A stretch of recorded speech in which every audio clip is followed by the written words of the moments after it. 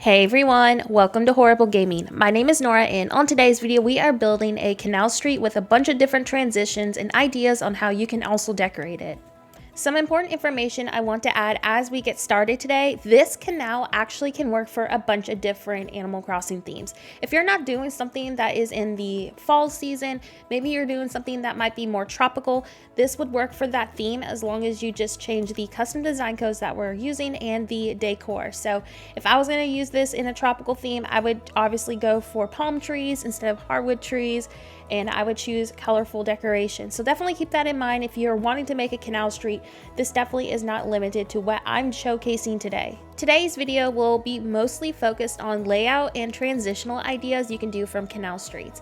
I did not want my decorations to feel like it would limit the vibe of the canal in general, and I wanted to make sure that you could put your own twist to it, so definitely keep that in mind. I will, however, be doing more decorating and building at the same time videos in the future. Also, as we get started today, I'd appreciate if you'd hit that like, subscribe, and notify button if you want to see more content like this in the future. I personally struggle so much with canal streets. They're really hard to add on to and just transition from, so I can see why many of you were requesting for a canal tutorial, not to mention ideas on how you can transition from it. So today I have brainstormed several different ways you can add on to this, and I hope that this also just brings you some inspiration and gets you picking up that console again and building on your island, as I know many of us are going through some major burnout. Once I get both of our bridges placed, we will start figuring out how to transition from it. So right now I'm just kind of like mapping out basically how wide and how long I need the canal to be. One of the methods that I like to use, especially with building canals and making sure everything is aligned and even, is by placing my shrubs and fences and lanterns or other decor items you would like to use first. This kind of gives you an idea on the dimensions between each bridge. You don't want them too close, but you also don't want them too far apart. I also want to add, if this canal street is way too wide for your island, don't worry, you can easily shrink up the dimensions and size of it. You can also skip the fountain area too. That is an optional build, but I like the fountain because we're going to eventually be making this into an angled road, and it's just going to give the canal a little bit of a different style from what we normally see, and it's just going to look really nice when it transitions into our house. So definitely keep that in mind if you're somebody who does like the angles. This is definitely an important step to get that illusion. Many of you know I ignore my house. It's always on the beach because I never have a place to put it. So today, when I saw the opportunity to actually have a specific location for a house for once, I did not take any hesitation.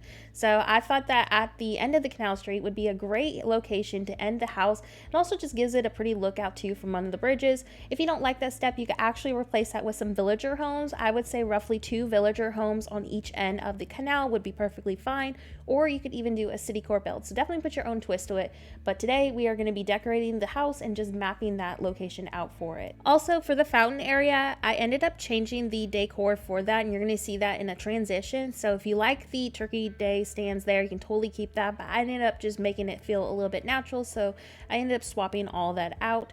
So after I finish mapping out this little area just for another tree, we're going to start working on placing our paths and also discussing on how you can transition from these two. So one of the things you can do with a canal street is by making it a dedicated villager neighborhood. I know many of you have been asking me for ideas on villager areas, especially when you're doing a Citycore island, and a canal street is a great option for that. Near the end of this video, I actually mapped out some transitional spots where you could start placing some villager homes. So if you are somebody who wants to turn this into a villager neighborhood, hopefully these transitional spots can help you. You could also add, especially if you're building in a similar location like I am today, a boardwalk on the left side, which is near your beach, or you could have the canal transition into a park. So there's a lot of different ways you can add on to this build, and from the transitional spots that I mentioned earlier for your neighborhoods and stuff, you could actually use those as transitions to Citycore builds or even your own shops for like Abel's and Nooks. So definitely keep that in mind. Do whatever works best for your island location and theme. So I actually left a little empty space behind my house because if you are a tropical follower, I thought that that location would be perfect for a little sitting area overlooking the ocean. You could do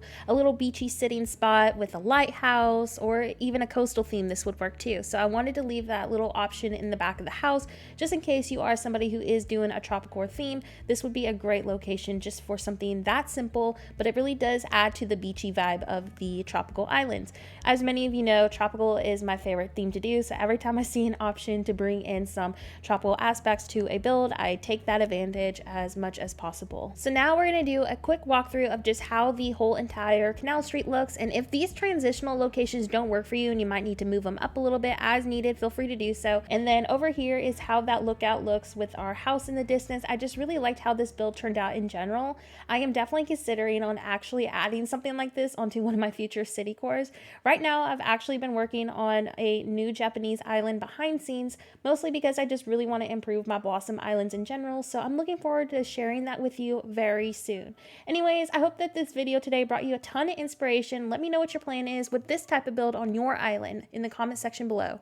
With that being said, thank you so much for watching and have a horrible day. I'll see you next video.